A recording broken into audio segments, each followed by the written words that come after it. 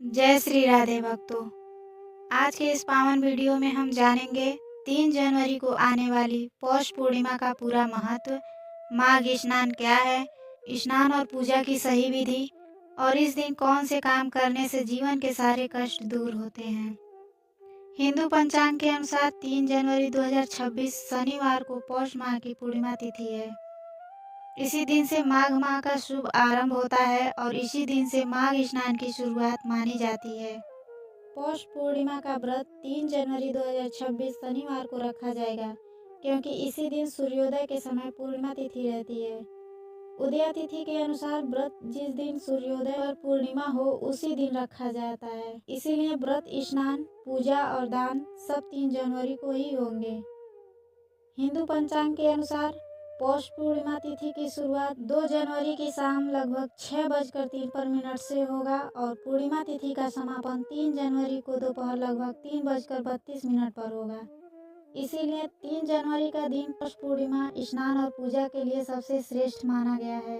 पौष पूर्णिमा के दिन स्नान का सबसे उत्तम समय ब्रह्म मुहूर्त होता है, यानी सुबह 5 बजे से 6:30 बजे के बीच में किया गया स्नान विशेष पुण्य प्रदान करता है। अगर इस समय स्नान संभव न हो तो सूर्योदय के बाद भी स्नान किया जा सकता है, लेकिन कोशिश करें कि स्नान दोपहर से पहले अवश्य कर लें। शास्त्रों में कहा गया है कि पौष पूर्णिमा का स्नान 1000 यज्ञ के बराबर पुण्य देता है। पौष पूर्णिमा का दिन भगवान विष्णु, माता लक्ष्मी और चंद्रदेव को समर्पित होता है। मान्यता है कि इस दिन सच्चे मन से किया गया स्नान, दान और जप जन्म जन्मांतर के पापों को नष्ट कर देता है। विशेष रूप से घर में सुख शांति, धन समृद्धि और संतान सुख की प्राप्ति होती है। पौष पूर्णिमा से पूरे माघ महीने तक पवित्र नदी में जो स्नान किया जाता है उसे माघ स्नान कहते हैं। गंगा, यमुना, सरस्वती, नर्मदा, गोदावरी जैसे नदियों में स्नान का विशेष महत्व है। प्रयागराज के त्रिवेणी संगम में इसी दिन से माघ मेला भी प्रारंभ होता है। पौष पूर्णिमा के दिन स्नान का सबसे उत्तम समय ब्रह्म मुहूर्त माना जाता है, यानी सुबह सूर्योदय से पहले स्नान करें। अगर नदी में स्नान संभव न हो तो घर पर स्नान के जल में थोड़ा सा गंगा जल मिलाकर स्नान अवश्य करें।